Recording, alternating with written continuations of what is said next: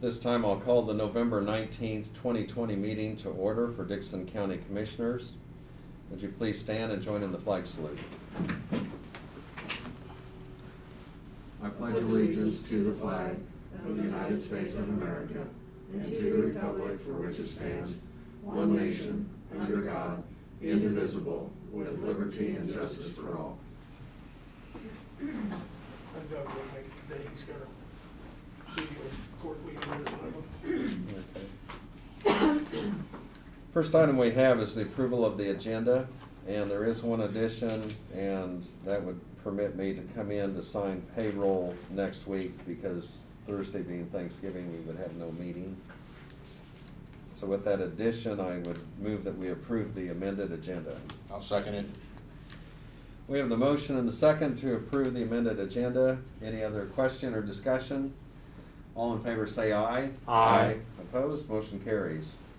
The consent agenda includes the minutes of the November 12th meeting, also the minutes of the November 13th canvass, also the November 18th minutes of the special meeting that we had, the fund expenditures of $290,920.69, wire payments, which is utilities, of $15,622.07, credit cards of $20,108.77, abatements of $1,700.64, added tax $148.42. I move to approve the consent agenda. Second it. We have the motion and the second for approval of the consent agenda. Any other question or comment? I'd like to make a comment, Chairman. Yes. On the consent agenda, when we have this consent agenda presented to us, I know the media might look at it and say, how can they approve something so quickly? We get the information for these meetings sometimes 4 or 5 days prior to these meetings. So we get to review the expenses and things that go in the county. So we're not just grabbing numbers and saying that's okay. We do have the opportunity to study and review what goes on prior to these meetings, and we all do so. I just want to leave that comment out there. Okay.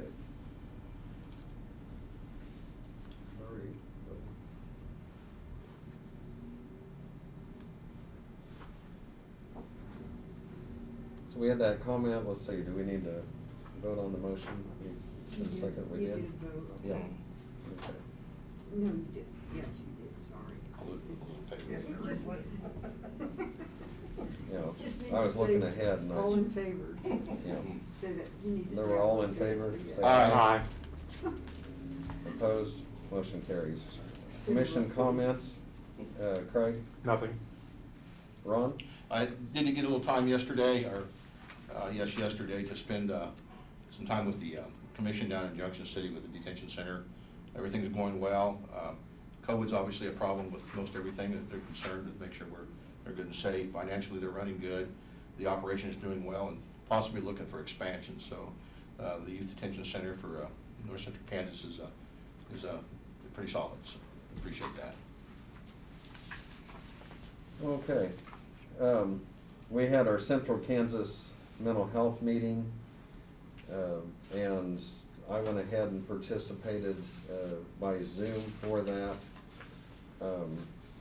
And there's a few others that did. There's a couple of them that are on the board that live in areas where they do not have reliable connection for Wi-Fi, so they attended in person, but they set them up with computers so they would be on the Zoom call just as well. We did hear earlier, as far as an update, as far as the jail and law enforcement projects, what some of the bids are, some of the challenges with that. Everything is pretty well on track. We've been very fortunate that on many of the bids that we've had, there's been multiple bidders. And whenever that takes place, I mean, it gives you a good comparison, but also you get some good numbers. And so anyway, that continues to progress rather well at this point. Are there any other items that anyone would want to bring up? Might say Chuck Scott was in with the. Yes. Yes, Chuck Scott with Dickson County EDC was in, gave us an update as far as the activities that they have. They're having an excellent year. lots of progress. They're meeting their goals and objectives. He indicated that there would be some announcements forthcoming on some possible projects, and there's a confidentiality part of that. So at this time, it's a little bit limited what he can say, but he gave us some words of encouragement economically. Chairman, I'd like to bring up one of the. Yes, yes, go ahead, This, Ron. I'd like to bring up an item in regard to, we've been receiving phone calls in response to the face masks and protecting ourselves, and I do appreciate the positive attitude towards folks calling us that want to help, want to do their part. We all understand that this is not a comfortable thing for any of us to wear, to have, but we do need to do something. This is something we're going to do to try to protect the community. So we do appreciate the phone calls of support, and let us know the things that you've been involved with your families that may have this disease, and we hope the best for everybody. So just hang in there with us and we'll get through this. Thank you. Okay, thank you. This time, we do not have any petitions or proclamations, public comments on anything that's not on the agenda. Having none, we'll go ahead and move on to report of our county officers. Brad? Okay, we'll start out with a little update on the transfer station building, where obviously we had a fire out there a couple weeks ago. We did meet, Derek and I met with the HAMS personnel this week in a Zoom call. The question and purpose of the meeting was to determine who's actually liable for the damages. And they did concur that the agreement that was signed back in 1992 that initiated our relationship with CAMS does spell out that they are responsible for the building and the operation out there. So even though the building may belong to us, they have said that they will take care of getting things repaired, get back up and going. So what we have learned since probably the last meeting is the compactor is back and running. They got electricity back to it, and obviously that's a big ticket item, and they're able to be utilizing it. So we still don't have much for lights inside there yet. Martin did take one of his guys out, and they utilized a welder, and they welded some brackets up and got the doors to where they were safe. That was one of my primary concerns, letting people in and out of there. Where it stands right now is HAMS was gonna get in touch with the structural engineer, have them go out and inspect the structure itself, make sure that, or determine if it's salvageable or not. If it is, then they'll clean the walls and everything and look at getting the panels that are damaged replaced. Electricity and everything, all that stuff repaired and get it back up and going and back to where it was. So it shouldn't come at any cost to the county. And I will also say that HAMS has done a bang-up job of keeping us running out there. They brought some roll-offs. They've got extra staff helping to keep us going, and they're just a tremendously good relationship. I would probably, if I was to look at my crystal ball, I could probably determine that maybe we're gonna see a little change in the contract in the future that would require us to insure and be liable for our structure and stuff out there. That may have, could be assumed that may have caught them a little off guard, you know, so, but our K-Camp personnel actually, our K-Camp guys reviewed that agreement and found that clause in there, so thanks to them, that probably saved them and us from paying a substantial amount of money. So, but at any rate, we're continuing to operate, things are moving forward. We haven't had to, we were only shut down for a few hours, and people can continue to use the transfer station, and we're gonna be working with HAMS to get that back up to speed the way it was, so. We had our bi-weekly jail meeting on Monday, just a few things to touch on there. Obviously, the masons continue to be in short supply, but they are getting things going, albeit slow. They're getting those walls up. As you can kind of hear outside, you're hearing the humming of the crane. I believe they're moving some of that structural steel into place for the ceiling out here on that part, so that they can get that ceiling material on, and also the second floor that's outside the stairwell, get that in, and so you can get that poured and things like that done, so that's a good sign.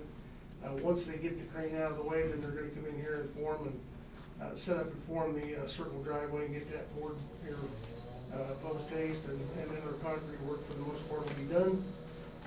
sidewalks and drive on the east side are done, they look really good, you guys did a good job, and I know that, I think it was a very wise choice to switch that to the concrete. And then the other things like evidence lockers and things are starting to show up, and they've been installed. The painters are gonna finish this week in the pods, getting them all painted and completed. Things are really looking impressive in there. And then as in the next week or two, we're gonna get the PL racks and stuff are supposed to be here to be installed, which that's the logic racks that control basically everything, the cells and the TVs and lights and the whole ball of wax, it's all computerized, so. Things are continuing to move forward, and the weather's been good for it. If we could, the Masons has basically been the thing that's held us up, but we're working through it, so, things are going okay. You guys have received a request for a fence viewing, to be done over north of Chapman. And essentially what that would entail is, we would set a date and time, let the property owners know that you'll be there to view the fence at that point.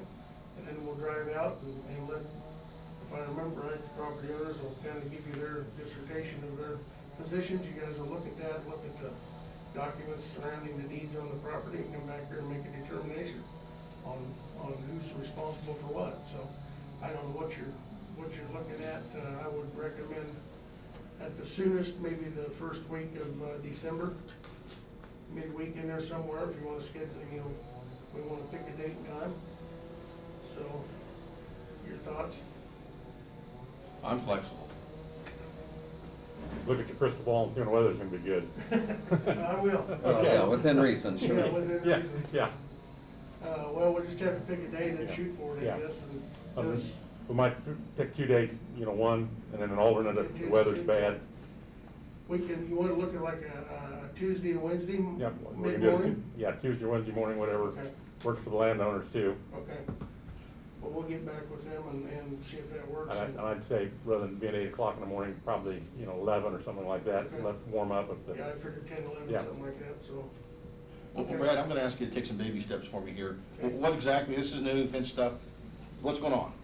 Essentially, in a nutshell, a fence viewing is required whenever you have two property owners that disagree with where the fence is or its condition. And state law, Kansas state law specifies that when you have a fence that's shared by two property owners at a property line, and they can't get along, then it's up to the county commissioners. If one of the property owners makes an official request, which we have received, to go out, view that fence, listen to each side, and then make a determination who's responsible for what. Okay. I think I've been in on maybe 2 or 3 of them in the past. They seem to go pretty smooth. But basically, you kind of hold a little hearing out there on the site and listen to, first of all, what I would call the plaintiff, or the person that's made the application. And then the other property owner generally shows up. And if they don't, then you just base your decision on what evidence is presented to you, and you come back and many times you'll say, well, we think they need to split it in half, cost each one. Sometimes, it may be such that one owes more than the other. It's really up to you, depending on the details. But you kind of become the trial judge in determining that, so. And what I'm not to interrupt you, Brad, but what we did with Shirley Howard, we let them, they hadn't both talked together before, so we didn't have to make a decision. They agreed among themselves, so we didn't, we ended up not. Once you brought them both together Yeah, on yeah. the site out there in the pasture, and they got to talking, basically it was, you'd be better if you guys decide this on your own, because if we go back and decide, somebody's probably gonna be unhappy. Yeah, or both of you. Yeah, Well, and and- so they made their decision and agreed with it, so. And also, doesn't it become part of the record on the Register of Deeds that It this does. was a decision that was rendered, so it Your can be decision is somewhat final. binding. Sets a precedence for whatever. Yeah, So it is helpful when they can, decide together, and sometimes it's just a matter of having us there and then getting them to talk to each other. all right, so. So are these is this a new issue just popped up, or just something that's been ongoing for years? I honestly do We'll not know. find out. Okay. I would guess that it's probably been ongoing, but that's Okay. just speculation, so. Okay. It just gives me some information. Yeah, I would hate to predispose you either way on Okay, that, so. okay, thank you. And this only comes up, I know Joe and Sheila mentioned they I had it think we come did one, up. and we've done one with you guys, I think, and it's, So, once or twice a decade, if Yeah. that often. yeah, it's not very often. And the biggest thing is, it's like Elk County down, and they do a lot more of them down there, cause they got a lot more pasture and stuff. Mhm. Mm. Right. Doug has prepared the quitclaim deed for the extension office, so it's ready to go, and I've communicated with Jill that probably the first meeting after January first, we'll have you guys execute that. That will give them the opportunity to get their insurance, utilities, and everything transferred over. We did do some work on their alarm system down there, got it up to speed here in the last couple of weeks, and I know Seth has been down and we took one of the smaller drop boxes off the front of the courthouse that wasn't being used anymore. And at Jill's request, we put it on the wall down there because they had gone to remote again until after the first of the year. And she'd requested a drop box of some type, and I said, well, we happen to have one. We'll bring it down, save us buying one, so, but they're slowly getting things in line, and at your first meeting after January first, we'll put that on the agenda and get that executed, so. And then I was notified that Harrington's having a special city commission meeting tonight to, review the order, and I'm not exactly sure whether I hope that it is to pass a resolution of support, showing their support for that. In communicating with the city manager this morning, he said that their city attorney had, in other counties that had been in this situation, he had done a resolution for them to pass that and show support. In talking to Doug just a few minutes ago, support or not, you do have the authority, and they can't opt out of your order. So it's still in effect in the city of Harrington, whether they, or any other incorporated community in the county, whether they resolve to support it or not. Now, that said, I would really like to see them resolve to support it and show a unified front, given the conditions that we're seeing, so. And they have been very supportive so far, so I hope that's the case. Dr. Holmes and I are gonna zoom in on their meeting at their request and answer any questions they may have, so. Other than that, I think that's all I've got. Okay, and that's all that Doug had, and so I'll be taken care of, and like you said, he's had another meeting this morning, or in Chris. Notices, communications, we have from the county news, we have their newspaper that they've sent out that we get on a regular basis. Also, I have a few letters that we received in regards to the meeting that we had. We had one from Nan Scholl. She's saying, thank you for making this difficult decision. I agree it could be a bit of an inconvenience, but that, hopefully this is just on a temporary basis. And we also had one from Cindy McDonald saying, thank you for implementing the emergency health order. We also had one from Adelaide Tompkins, thanking us for passing that particular order. I also received comments from some individuals. I had Don Nebelsack, he was concerned about some of the areas that you would have to wear a mask, especially if it wasn't accessible to the public, and we're looking for clarification there. Also, Diane Miller called regarding somewhat of the same issue and wondered how this would impact churches, as far as how many could attend, but also from a business standpoint. And then Heidi Anderson, she was concerned that it would have a negative impact on business and was not in support of the masking order. And, so I think we'll continue to get, some of those comments, both sides. I did attend a meeting this past week with the Superintendent Brown and also